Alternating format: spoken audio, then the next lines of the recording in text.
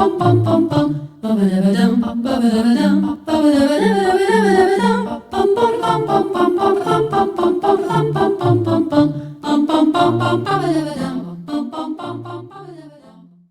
very pleasant good morning, good afternoon, and good evening, wherever you're located and whatever your time zone is. Welcome to our Chronicles, and this is Rita Gadi.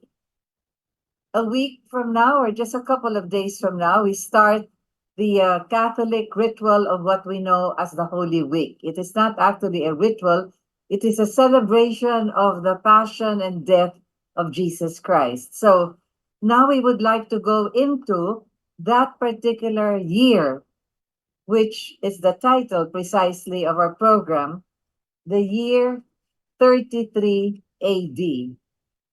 Just remember that the year 33 AD was the year that changed the world. Remember that Christ began his ministry at 30 years old and he died at the age of 33. So we mark this as the day, or the year rather, of the death of Christ.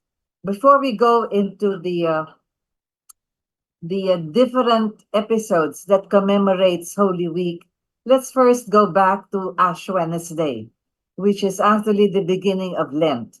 The 40 days that we have set aside, or the church hierarchy has set aside as the 40 days of fasting, abstinence, doing sacrifice, doing asking for forgiveness, going into reparations as far as our soul is concerned, and many of the other aspects of our religious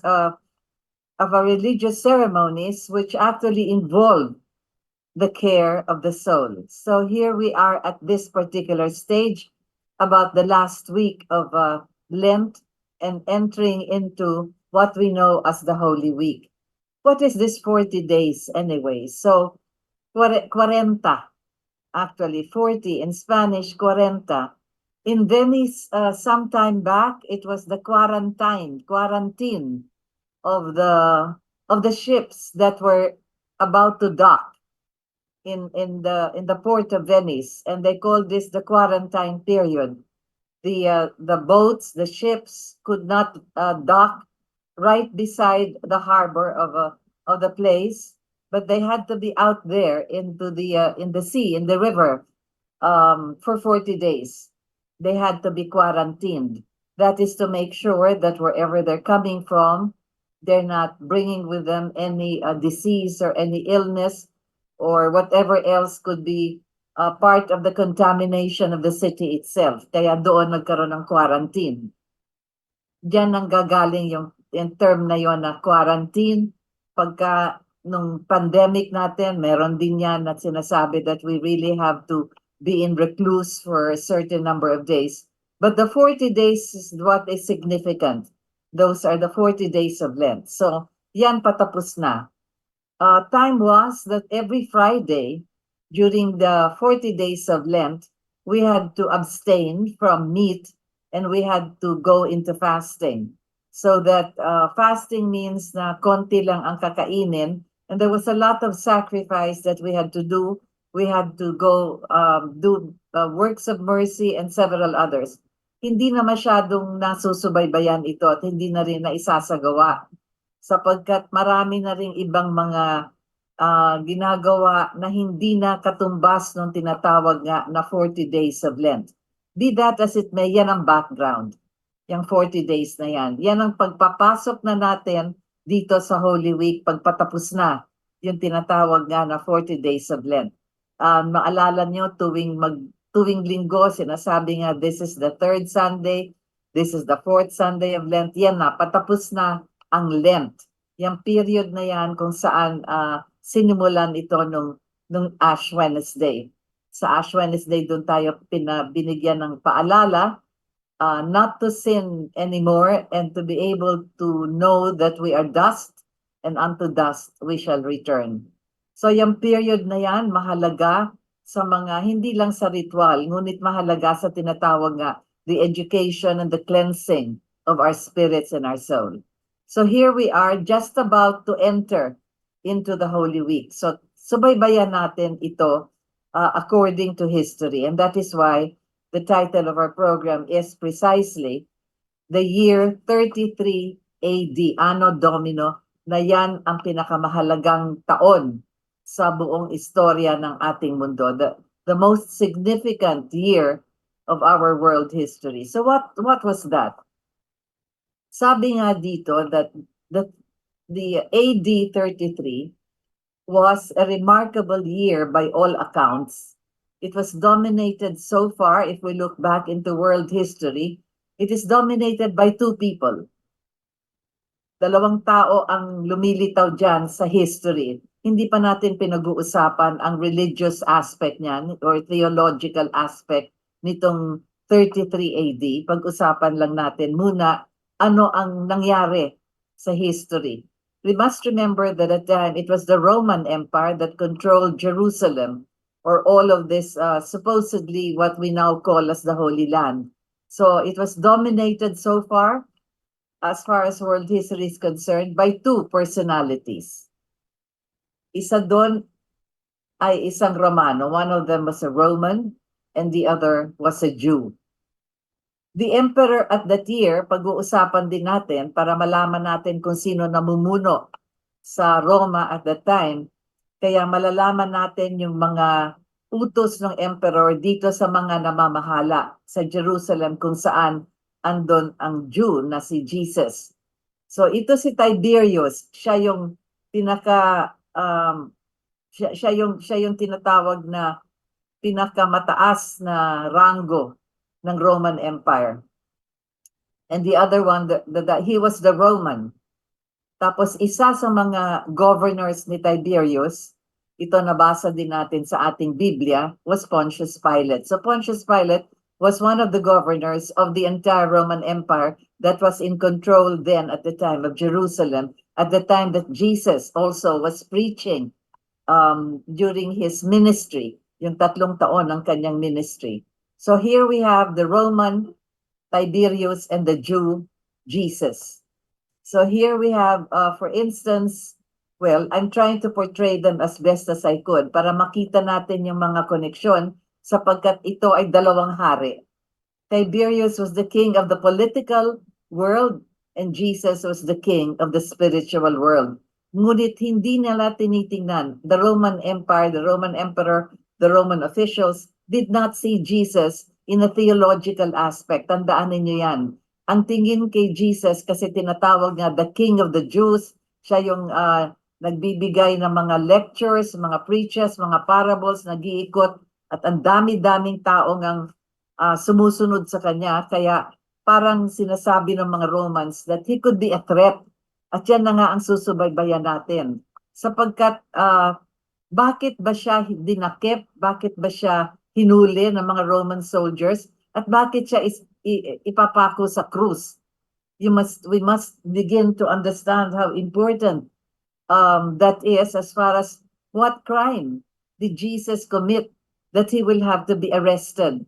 Kaya ang tingin sa kanya ng mga Romans, ng mga Roman officers, ng mga hari noon, sila Tiberius, and sila Pontius Pilate, sila Herod, mababasa rin natin yan, sila ang kanilang paniwala ay itong si Jesus ang siyang mag-i-instigate to overthrow the Roman Empire. So yun ang kanilang punto kung bakit siya kailangan hulihin, i-capture at patayin. Sapagkat yung crime ng insurrection, sedition, and lahat ng mga sinasabi niya na tungkol sa mga paniniwala ng mga nakikinig sa kanya na siya ang magsasalbar sa kanila, kaya nga ang tawag Messiah. Kaya yung sigaw nila, yung kanilang sigaw na Hosanna, for instance, nung nabasa natin yan na pumapasok siya sa Jerusalem, they were all shouting Hosanna. Hosanna is a Greek word which means save us. Save us.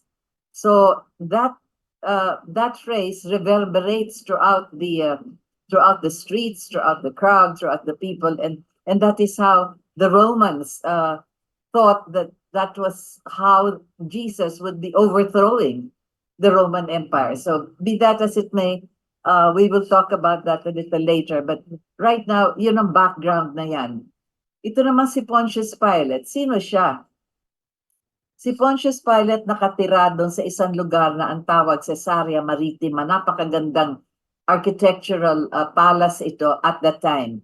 You must also recall in history how the Romans really built palaces and castles and roads and many other of these engineering and architectural structures at the time. Kaya maraming ang tayong napapag-aralan, yung mga nag-aaral ng urban planning, etc., and even architecture and engineering, makikita na nanggagaling doon sa mga ginawa ng mga Romans at the time. In fact, they still have the aqueduct, sabi nga, para pagdaloy ng tubig para sa mga iba't ibang mga city-states.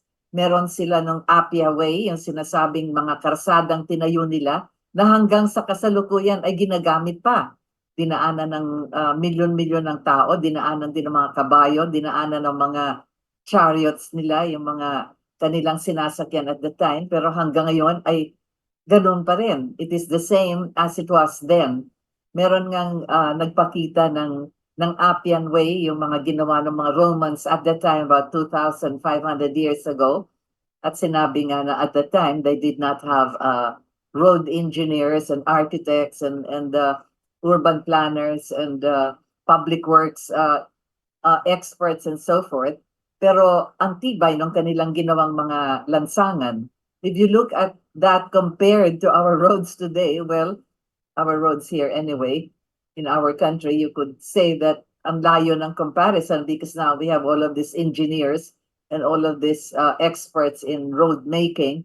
And yet, a year or so after natayo yung lansangan ng kalsada na yan, ay lubak-lubak na at kailangan patsi-patsi na, etc. Anyway, that is not a joke. That is actually, if you will look at the images of what it was then, 2,500 years ago, and what the roads we have are today, and you could say that they were built actually to last for a lifetime and even for, I don't know, perpetuity.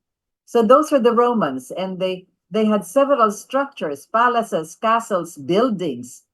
Kaya maraming ang nanggaya ng mga Roman columns, yung mga Ionic, Doric na mga paghawak sa mga matataas na gusali nila and so forth. And then you have the Palace Athena, you still have the palaces and all of this. Mga ano na yan, mga nasira na, pero makikita pa yung traces ng civilization na yon. So anyway, as I was saying, si Pontius Pilate was one of the governors of the Roman Empire under Tiberius. Siya yung si Pontius Pilate was in charge of that province kung saan ang Jerusalem, Nazareth, Bethlehem, lahat ng yan under sa kanya, sakop niya yan. At doon siya nakatira sa isang, kaya nga binabanggit ito sa history. He lived in a place called Caesarea Maritima, napakagandang lugar. Yang Caesarea Maritima, yan ang kanyang base sa Judea. At masasabi natin, kasama din dyan yung mga territory ng Samara as well as Judea proper. So yan ang sakop ng administration ni Pontius Pilate. Yung asawa niya, kasama niya doon sa tinatawag ng lugar Caesarea Maritima, at malalaman natin na pati yung mga military, yung mga kasama niyang mga iba't ibang mga military components, andun kasama niya yon. So we also could mention that several of his soldiers then and several of those warriors that he had would every once in a while listen to Jesus. Sa mga Gospels, you will recall that there was even one soldier who went to Jesus and said that, you did not have to enter my roof, I am not worthy that you should enter under my roof, but just say the word, and my servant or the person I'm asking assistance for will be healed. So ito isang sundalo, isang soldier, isang officer dito under yan kay Pontius Pilate. So maraming instances na labas-pasok sa Biblia, sa Gospel na mababasa natin. But just to give you the historical background, that is the reason why there were soldiers around when Jesus was preaching, and that they would come and that they would ask his help, etc. Sapagkat sakop nga yan nung administration ni Pontius Pilate, one of the governors. nabanggit ko nga that Caesarea Maritima was one of the many magnificent architectural achievements of Herod the Great. So, bago pa si Pontius Pilate tumira dyan, yung si Herod ang nagpatayo niyan. Siya yung naghahari sa Roma noon. Hari din siya, anak siya ni Herod Antipas. Maalala niyo itong si Herod na ito. Nung panahon na pinanganak si Jesus, and may nagbalita noon na merong pinanganak na hari, pinanganak na magiging hari ng mga Jews. There will be a king that was born at the time that Herod was the leader of that particular place. Kaya nung pinatawag niya yung tinatawag nating the Magi, whether they're three kings or whether they're actually three wise men who came from different parts of the world, actually nagkatagpo-tagpo lang because they were following that big star, which for them was a sign that there was a king that would be born. And so when they finally got to Bethlehem, that was where they sought where the star was moving and where it would stop. And that was where they saw Jesus on the manger and gave their adoration to him. And what they brought were gifts fit for a king: frankincense, myrrh, and gold. Nung nabalitaan ito ni Herod, itong pinag-uusapan ko na Herod na ito, na siyang gumawa nitong tinitirhan ni Pontius Pilate, pinatawag ni Herod itong mga Magi at tinanong, sabi niya, I heard that you went there to worship a baby that was born to be the king of the Jews. Could you tell me where he is so that I could also offer my respects and I could also honor him? Ngunit nung gabi, na naginip itong tatlong Magi, at you know how it is. Usually, the angel of God comes in dreams, the way it was in the announcement to Joseph, to Mary, to John the Baptist, and all of this. So sa kanilang panaginip, sinabihan sila, huwag na kayong bumalik kay Herod kasi masama ang kanyang intensyon. So what happened was, the Magi left hurriedly. What did Herod do? Well, nung hindi na bumalik yung tatlong mga wise men na yon, he ordered that all those born on a certain day, which was about possibly a week or a month or so, lahat ng mga pinanganak nung panahon na yon up to a certain number of months, kill them. So yun ang tinatawag nating the massacre or the murder or whatever else you would call it, the massacre of the innocents. Mga bata ng mga Hudyo na pinatay silang lahat sapagkat ayaw ni Herod na merong isa sa kanila na mabubuhay, lalaki at magiging hari, to threaten again the officials, those who were controlling Jerusalem and the rest of the Middle East at the time. So that was the massacre of the innocents. Kaya yung araw na yan, taon-taon ay merong commemoration ang mga Hudyo. Yun ang tinatawag na the commemoration of the Passover. Yan, malapit na tayong dumating dun sa pagpasok ni Jesus sa Jerusalem because yun na nga, malaking pagdiriwang yan. They are commemorating that day that thousands of babies were killed. And those that will be spared, parang part of the ritual, ay yung dugo ng lamb ng tupa na bagong panganak ay ipahid nila sa ibabaw ng kanilang pintuan, sa entrada ng kanilang mga bahay para hindi sila madaanan ng tinatawag na angel of death. So it was a ritual that was being commemorated every year. Kaya ang tawag doon sa ritual na yan, the Passover. Passover, daanan kami ng angel of death sapagkat merong mark ng dugo doon sa aming pintuan, doon sa entrada. Anyway, going back to that Caesarea Maritima kung saan nakatira si Pilate, malalaman natin that this was part of Judea proper. Kasama din niya doon yung mga military component ng Romans. At sinasabi, nabanggit ko na nga sa inyo na isa yan sa one of the most magnificent architectural achievements of Herod the Great. siya yung anak ni Herod Antipas. So nakita niyo yung connection in history to all of these personalities at the time of Jesus.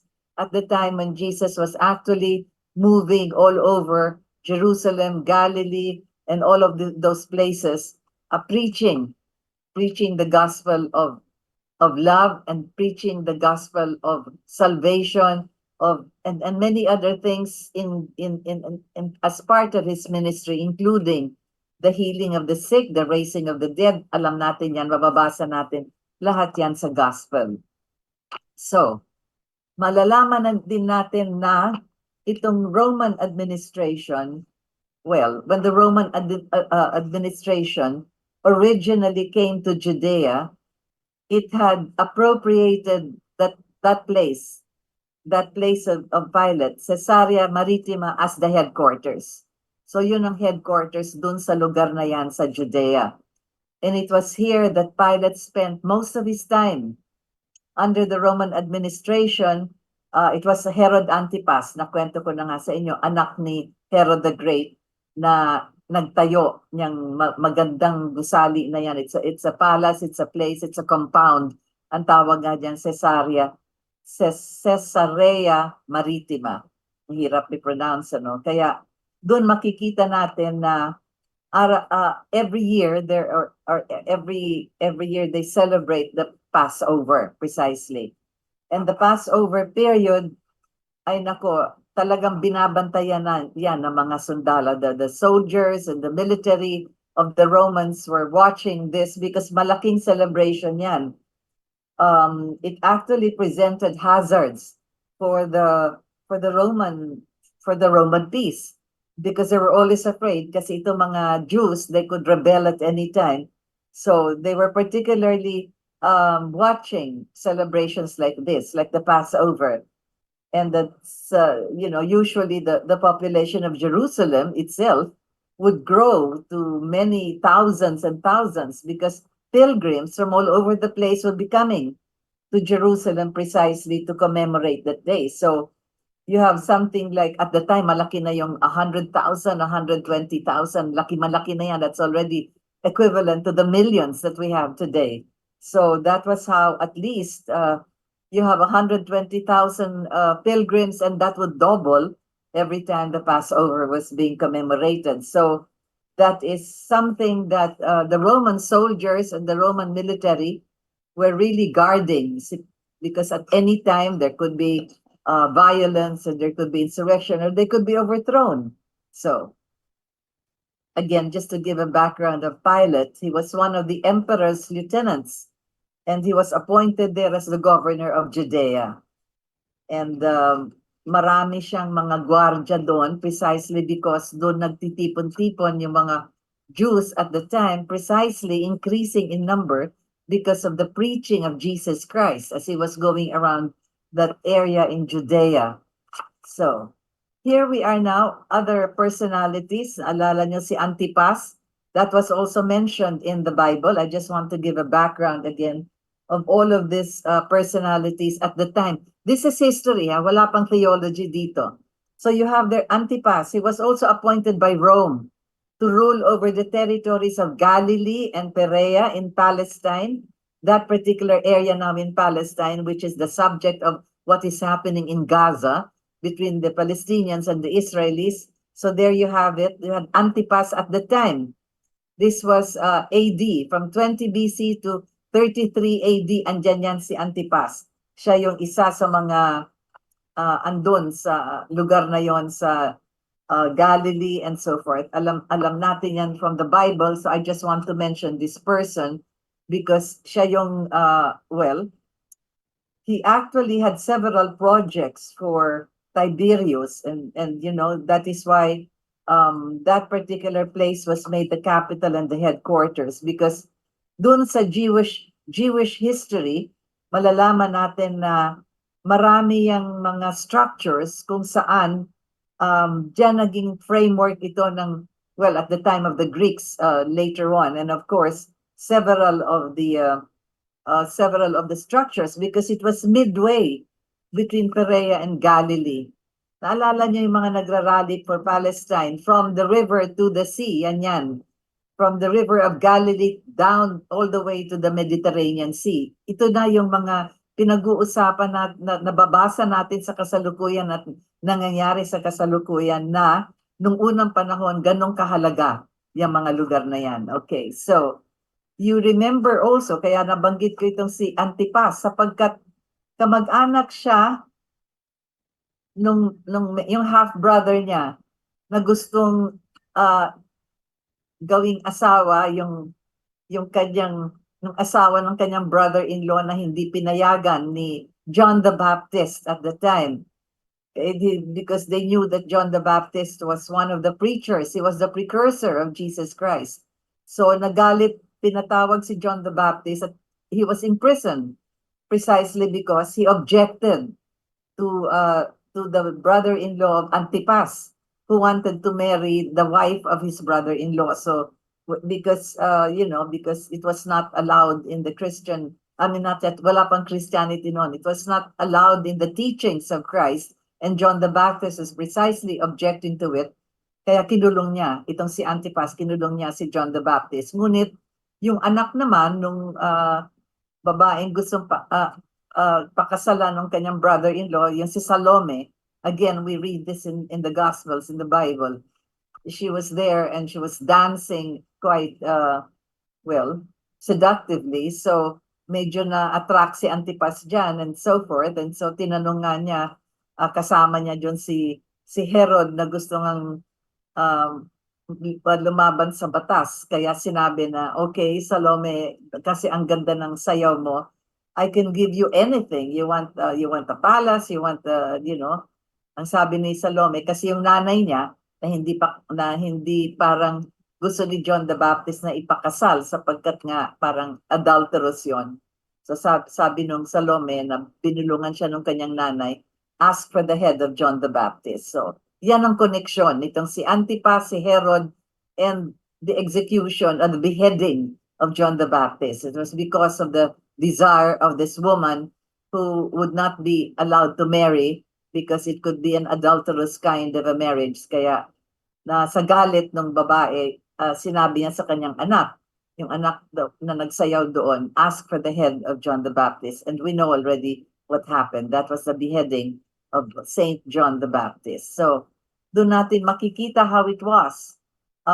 These are historical figures, and you could see how they're connected also with the life of Christ, with his apostles, his disciples, and now of John the Baptist. Now, here we come to Jerusalem. Jerusalem at the time, which was 33 AD, was surrounded by wooded hills. Binabasa ko ito from its topography. Merong break to the southeast toward the desert, pero among the hills, meron parang lugar doon na napakaganda, bulubundukin. In other words, it was a hilly place. Jerusalem was a hilly place. And most of its buildings, because of the way it's located, it had the golden color of the sun. Pag nasisinaga ng araw, napakaganda. Tapos marami din dyan na yung paggawa ng mga bahay doon was made of some kind of a local stone. Yung iba naman that was made of marble and cedar was covering it, so that from it was a combination of both earth looking and white and rich brown, parang ginto. As a matter of fact, it was described historically as a place where when you look at when the sun shone on these houses, they looked as though they were glittering in gold. So ganun kaganda yung lugar ng Jerusalem. And it was dominated by the temples, the temple courts, and it was actually 1/6 of the urban area sa dami ng mga temples. You remember also in the life of Christ, he was preaching in the temples. At 12 years old, he was lost in one of the temples. So Jerusalem was dominated at the time, 33 AD, of really 1/6 of its urban buildings were really temples. And so you also had the viaduct, na mentioned ko yan earlier, and that was west of the temple and near the city wall. And then you had Herod's palace, and it was usually, as I already mentioned, it was occupied by Pilate. Sabi ko nga, yung ginawa yan nung panahon ni Antipas, at yan ang naging tirahan ni Pilate. Napakaganda. It was an magnificent architectural structure, sabi nga. And so because the city was built on hills, most of the streets went up and down with connecting alleyways. There was a space at a premium in the densely packed city so that the roads were narrow and usually unsuitable for mga wheeled transport, yung kanilang mga parang karitela, hindi makadaan doon kasi maliliit. Kaya kung kabayo at naglalakad ang mga tao kasi nga paakyat pababa at makikitid. So the roads were so narrow and unsuitable for wheeled transport. And so you had donkeys, horses, and camels that were driven along them quite sparingly. Kaya makikita mo na mas marami talaga ang pedestrians at mas marami ang mga taong naglalakad. Yung mga mayayaman lang ang nakasakay. Anyway, so ito naman si Caiaphas, one of the high priests. Siya yung tinatawag na high priest. Nako, 15 taon na siyang high priest. Kumbaga sa parang siya na yung cardinal, so to speak. He was the high priest for 15 years. And he stayed in one of the temple courts, katabi ng temple. Yung bahay niya was also built at the edge of a hill, and the lower story was built under the principal apartments. There was a porch in front. So this is the architectural design which we're getting from history. So you could see that here there was a description of the courtyard kung saan pagka maginaw, pag winter time ay nagsisiga sila para parang fireplace, open fireplace, at doon nagpapainit yung mga tao doon sa tabi ng courthouse, doon sa bahay, sa lugar, yung tinatawag na temple courtyard ni Caiaphas, the high priest. Kaya nababanggit ko ito because again in the Bible, that was si Peter sumilip sapagkat si Jesus pinasok sa loob ng courthouse ni Caiaphas at gusto niyang silipin anong nangyayari. And this was where one of the help or some people in the courtyard looked at Peter and said, "We know you. You are with Jesus. We see you moving around with him." So sabi niya, no, I don't know the man. Hindi ko kilala. Tapos meron na naman dumaan at sabi, hindi, nakikita ka namin, parati kang katabi ni Jesus pagka nag-preach siya, pagka sa crowd, ikaw yung katabi niya. And so Peter again denied. 3 times he denied. Tapos tumilaok yung manok. Tapos naalala niya yung sinabi ni Jesus. By the time the rooster will crow, 3 beses mo na akong dininay. So there you see the connection. Yung kinikwento ko nga sa inyo, the landscape, the buildings, the people, the personalities at the time. So you could see how interconnected it is. Hindi basta sinulat sa Biblia, sinabi Peter was in the courtyard. Yan ang courtyard, hindi na kinwento ng detalya. That was the courtyard of Caiaphas, who was the high priest. The high priest for 15 years. Ayan na. So eto na tayo, papasok na si Jesus sa Jerusalem. Naalala nyo sa Bible, sinabi nga na inutusan niya yung kanyang mga apostoles, pumunta kayo sa bayan, merong isang donkey na nakatali doon sa isang shed, kunin niyo yun at doon ako sasakay pagpasok sa Jerusalem. Sabi ko nga, napaka-tirik ng daan, up and down, at saka makitid, kaya mahirap na maglakad. Kaya sabi ni Jesus, kunin mo yung donkey, that is where I'm going to ride. So that was where he started out on foot muna for Jerusalem kasi there was a choice of 3 ways to enter. From Bethany over the Mount of Olives to Jerusalem. Yan ang isang daan between the northern and central summits of the mountain. The other one ascended to the highest point of the mountain and then down toward Jerusalem. And the third, which was the main track, skirted the southern shoulder of the mountains between it and the hill of evil counsel. Yun ang pangalan nun. And because of the crowd, Jesus took the third way, pagpasok sa Jerusalem.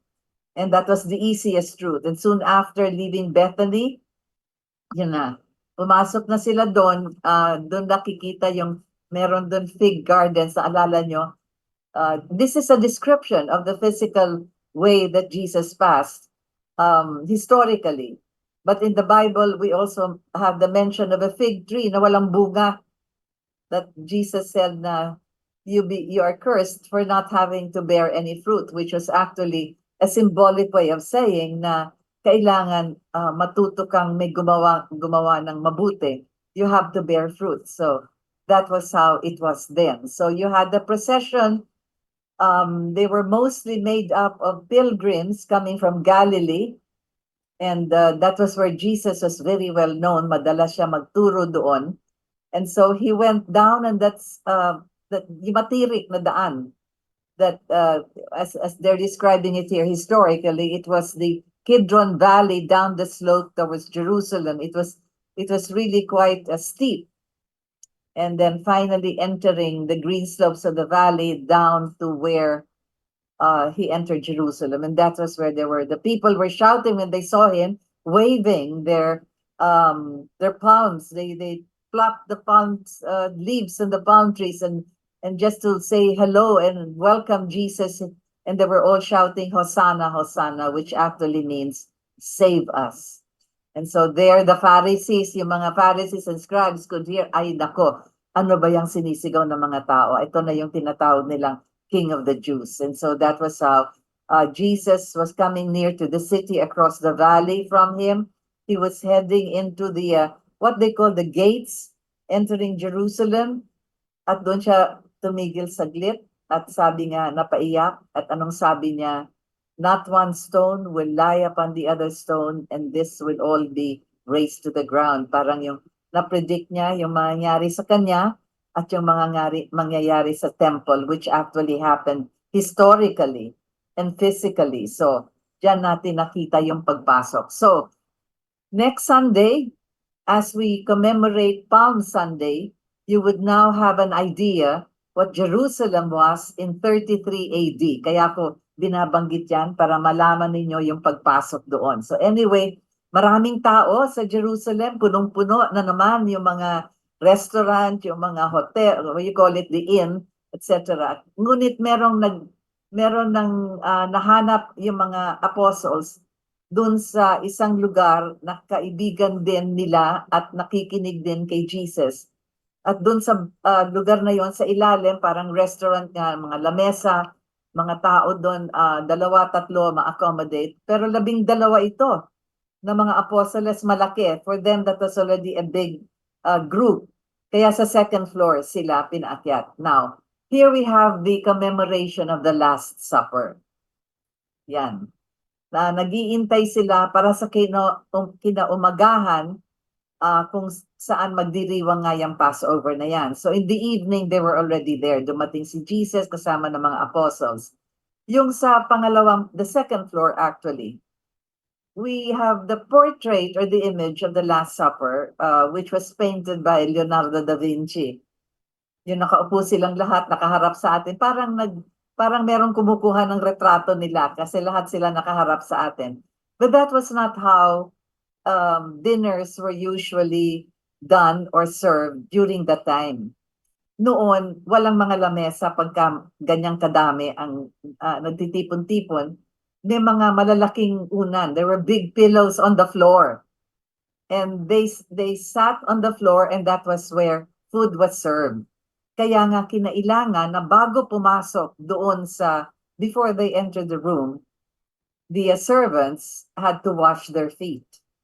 And that is where, at the time, Jesus was the one who took a basin of water, a jar of water, and he was the one who washed the feet of his apostles before they entered the place where they were going to eat their supper.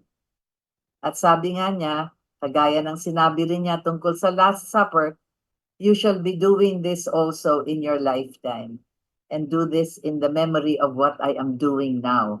This is an act of humility and an act also asking for forgiveness, so that this act of compassion and this act of cleansing is symbolic of how you also cleanse yourself from whatever sin you have committed. So, and it is also an act of humility. Kaya nakikita natin sa mga simbahan, Yun ang ginagawa ng pare. Hinuhugasan yung mga paa ng mga pare din nakasama doon, symbolic of how Jesus washed the feet of the 12 apostles. Hindi ito bagong ginawa. Ito talaga ang ginagawa. In other words, the way we wash our hands before eating, or the way we clean ourselves before facing the table where we eat our meals, yun ang kanilang parte ng kanilang ritual, sapagkat sa sahig nga sila kumakain, sa mga ibabaw ng mga una na malalaki, doon sila nakaupo at doon sila kumakain. So they had to wash their feet, and that was what was done there in that second floor of that building where they had the Last Supper. Kaya pagpasok nga nung prosesyon, na bago sila umakyat doon, marami nga nagtatanong, sino ba yan na nakasakay sa donkey at nagsisigawan ng mga tao?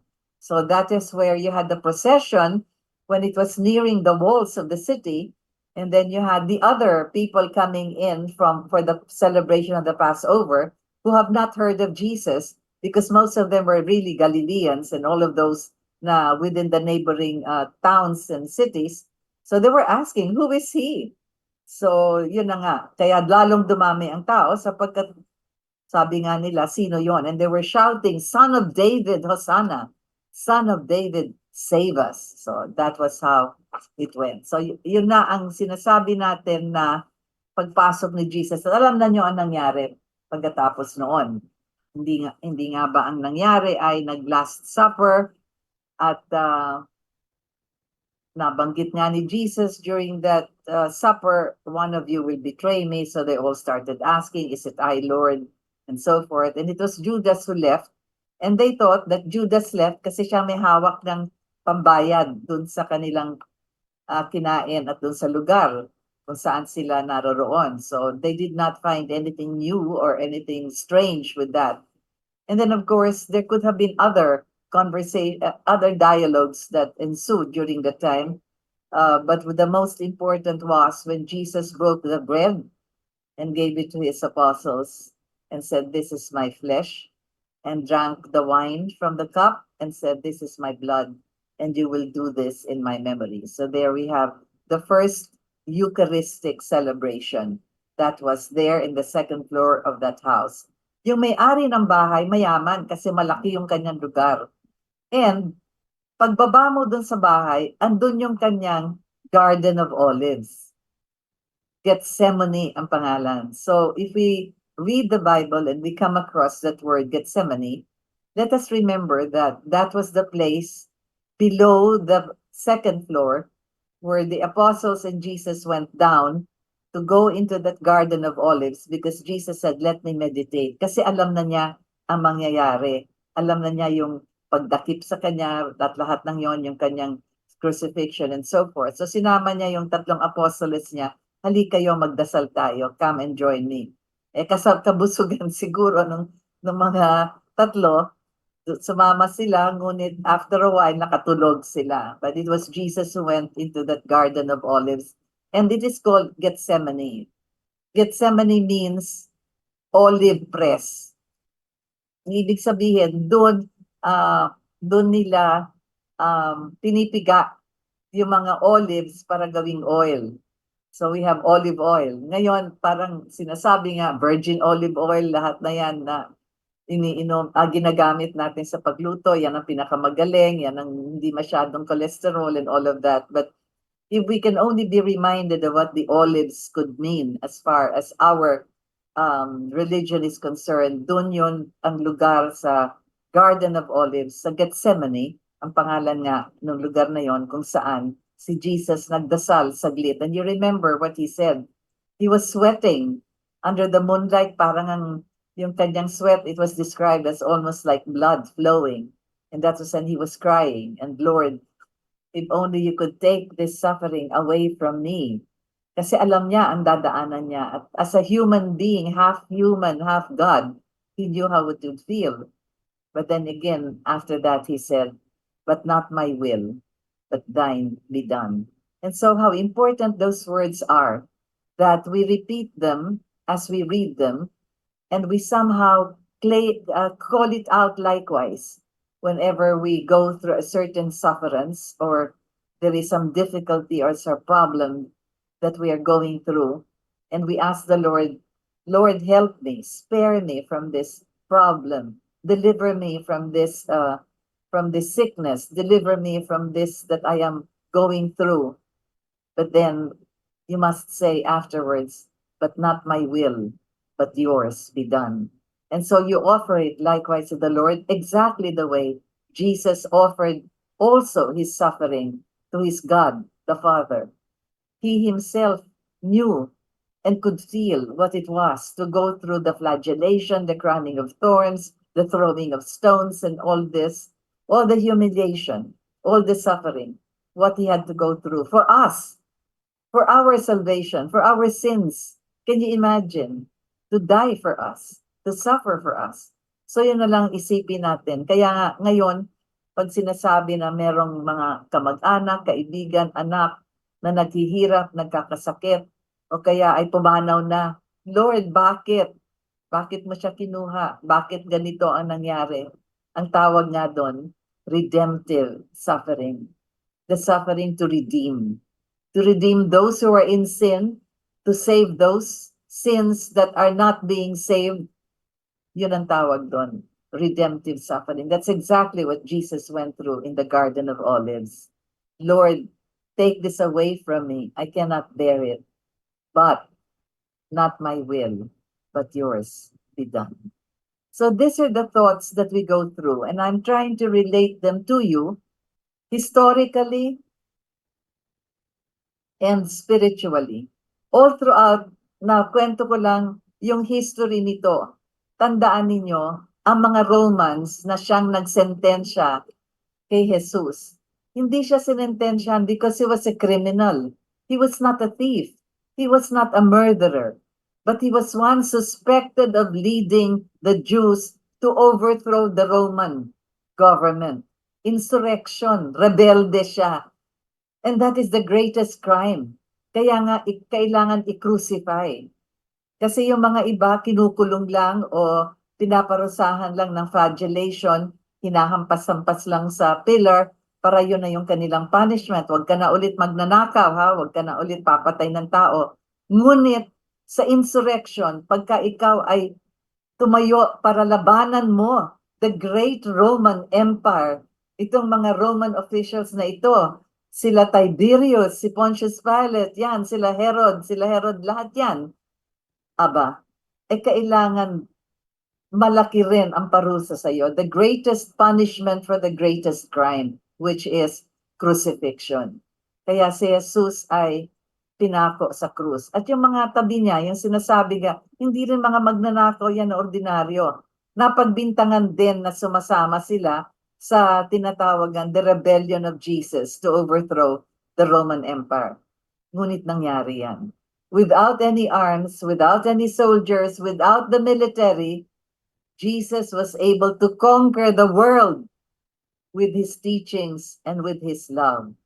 And so now we have practically, well, at the time, the entire Roman Empire collapsing with the word of Jesus, his preaching, his gospel.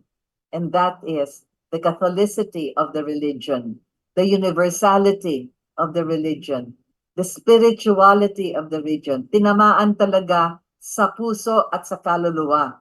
Kaya lumaganap ito, lumakas at dumami at halos kalahati ng mundo at the time were converted. Ang daming martir, dugo ng mga martyrs na silang naniwala sa mga tinuro ng Diyos.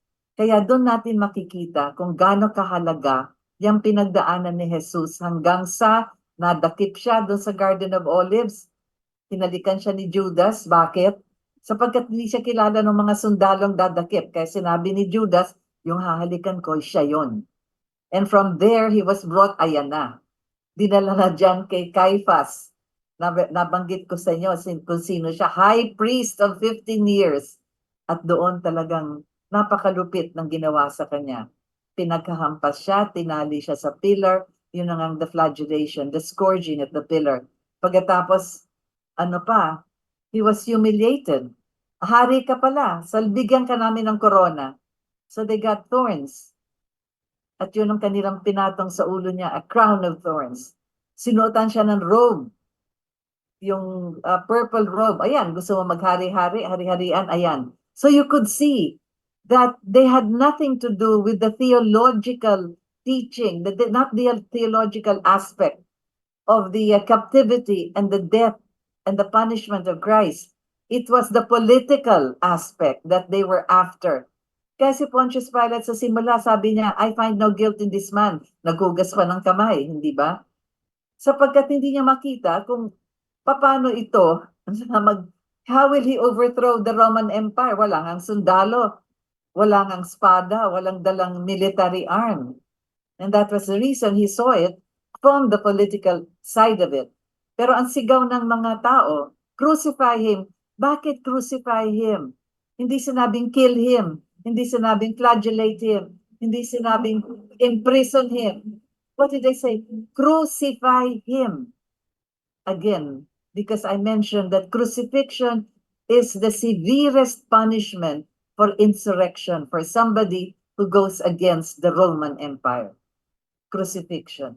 So yan ang nangyari at masusubaybayan ninyo yan. Inumpisahan ko lang yung background politically and physically, and now honor this Holy Week theologically, because that is the power of the religion of Christianity that has been able to overcome the Roman Empire with the Roman peace, which is the religion that Jesus has preached all through the 33 years of his life.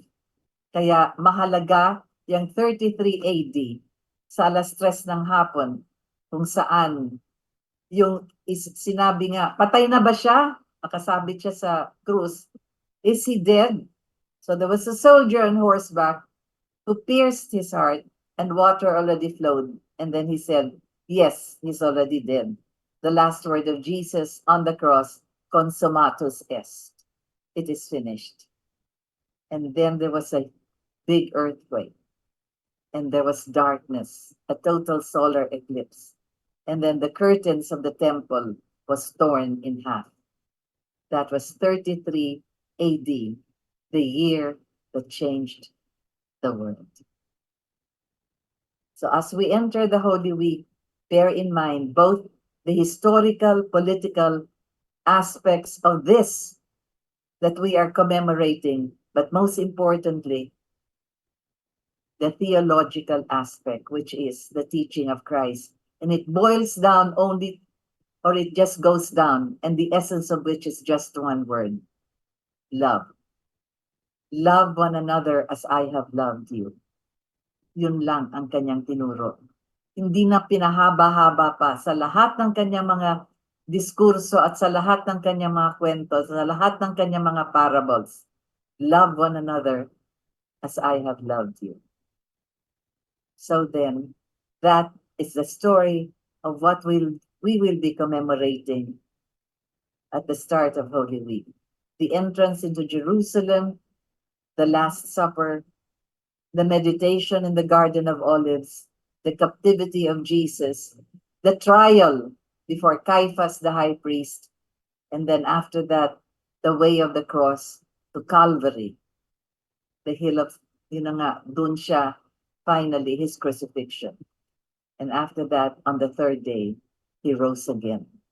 And that is the greatness, the beauty, and the sublime mystery of our religion. Well, let's hope that all of us can go through this, not hope, but I pray that all of us can go through this from the bottom of our hearts, from the innermost residues of whatever is left of the care of the soul that we have. Let us bring God back into our lives. And remember that the year 33 AD is actually the year that changed the world.